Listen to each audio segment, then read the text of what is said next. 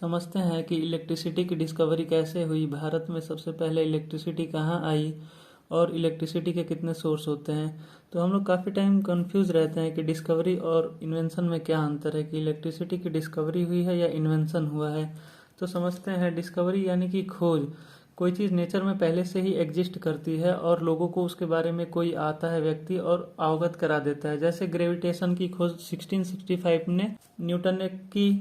तो ऐसा नहीं है कि ग्रेविटेशन इसके पहले नहीं था, ग्रेविटेशन इसके पहले भी था, बस न्यूटन साहब आए और ग्रेविटेशन के बारे में सबको अवगत करा दिए। ठीक। और बात करें अगर इन्वेंशन की, तो जैसे थॉमस एल्वा एडिसन ने अपना नया आइडिया लगा के बल्ब का इन्वेंशन किया। ठीक है, थॉमस एल्वा एडिसन ने और उनके दोस्त जोसेफ स्वान ने बल्ब का इन्वेंशन किया। उसी तरह घड़ी की बात करें तो ये 1775 में अब्राहम लुईस द्वारा इसका इन्वेंशन किया गया। कहने का मतलब ये है कि जब कोई व्यक्ति अपने आइडिया से, अपने क्रिएटिव आइडिया से किसी चीज़ का इन्वेंट कर देता है, वो नेचर में पहले से एग्जिस्ट नहीं करती हो, उसका इन्वेंशन कर दिया जाता है, तो वो कहलाता है इन्वेंशन। और डिस्कवरी वो कहलाता है जो नेचर में पहले से ही एग्जिस्ट करता हो। जैसे आग का क्या हुआ है, डिस्कवरी हुई है, वो तो नेचर में पहले से ही था।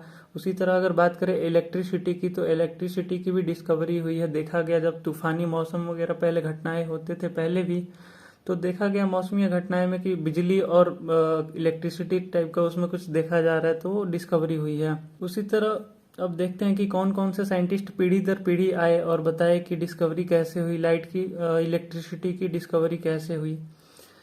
600 ईसा पूर्व में थेल्स आए और थेल्स ने एक एक्सपेरिमेंट किया। उन्होंने शीशा लिया और अंबर लिया। अंबर एक ग्रीक वर्ड है। अंबर यानी कि आप लोग समझिए, पेड़ पे आप लोग जो गोंद देखते हैं ये इस टाइप का, जो कि येलो और रेड दिखाई देता है, इसी को अंबर बोलते हैं ग्रीक में। तो जब उसको हम किसी सिल्क के कपड़े से या बिल्ली के बाल में रगड़ते हैं तो उसमें एक इलेक्ट्रिक फील्ड जनरेट होती है और वो स्मॉल स्मॉल पार्टिकल्स को अपने तरफ अट्रैक्ट करता है। ठीक, जैसे आप लोग करके भी देख सकते हैं इसको।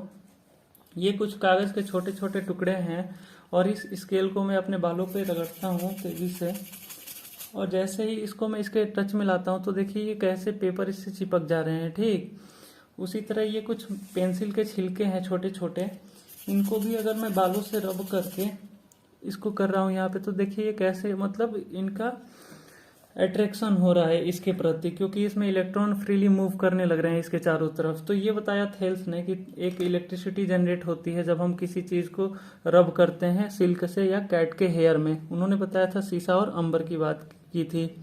तो अट्रैक्शन ऑफ स्मॉल पार्टिकल्स होता था व्हेन रब्ड शीशा and amber with a silk and cat's hair. Okay. उसके बाद आते हैं 1752 में बेंजामिन फ्रैंकलिन। उन्होंने प्रूफ कर दिया कि जो स्काई की इलेक्ट्रिसिटी होती है और नॉर्मल घर की इलेक्ट्रिसिटी होती है वो सेम होती है। एक काइट एक्सपेरिमेंट के जरिए उन्होंने क्या किया, एक पतंग लिया और पतंग के सहारे एक चाबी बांध दी और उसको आंधी तूफान थंडर स्टोर्म में उड़ाने लगे। तो जब उस पर बारिश की बूंदें पड़ी और बिजली जैसे ही चाबी पे गिरी तो वो गीली रस्सी होते हुए उनके हाथों तक पहुंची। तो उन्होंने महसूस किया कि इलेक्ट्रिसिटी का झटका मुझे लग रहा है। तो उन्होंने ये बताया कि इलेक्ट्रिसिटी होती है। और थेल्स की बात करें तो काफ़ी पहले इनको बोल दिया गया था कि ऐसा कुछ अट्रैक्शन नहीं होता, ये जादू टोना है। तो इन्होंने ये प्रूफ कर दिया।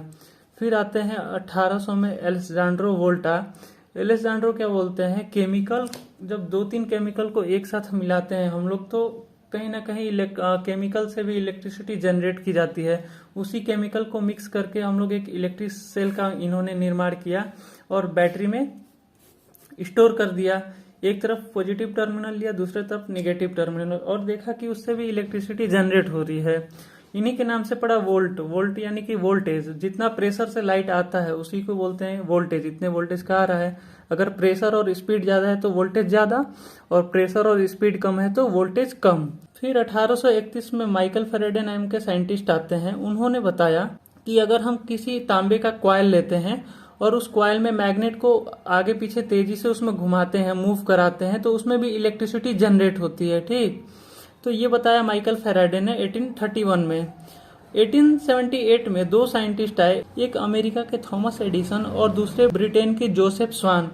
इन दोनों ने मिलके इन्वेंट किया फिलामेंट लाइट का। मतलब कि बल्ब तो पहले से ही था, इन्होंने फिलामेंट लाइट बल्ब का आविष्कार किया। जैसे आप इसमें देख सकते हैं, इसके अंदर ये जो वाइब्रेट कर रहा है जिगजैग मोशन में, इसी को फिलामेंट बोलते हैं। इसका आविष्कार किया था।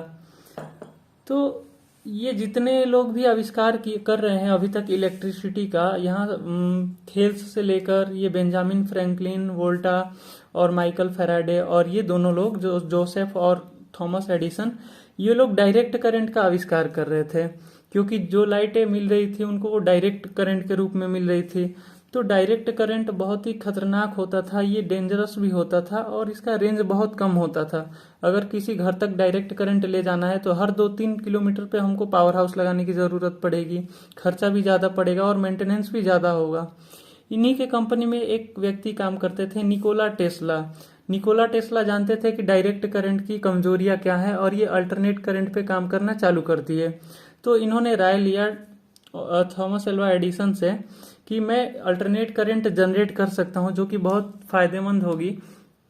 तो थॉमस एडिसन ने साफ मना कर दिया, तुमको काम करना है तो डायरेक्ट करंट पे करो वरना तुम कंपनी छोड़ दो। तो निकोला टेस्ला ने कंपनी छोड़ दिया और 1887 में अल्टरनेट करंट का डिस्कवरी कर दिया। यहां तक हम बात समझ में आ गया।